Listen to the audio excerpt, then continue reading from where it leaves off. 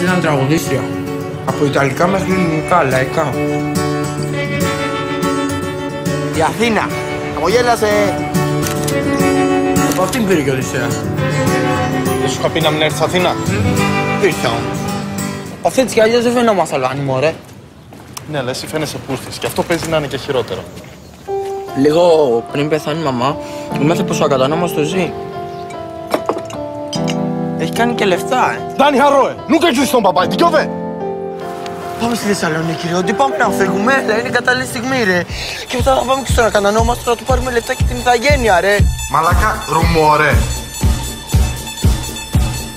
Πού το έχεις, ρε.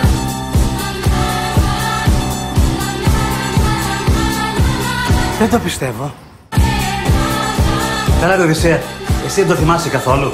Εγώ το θυμάμαι λίγο. Πώς να λέω τέτοιο χρόνο στις 100.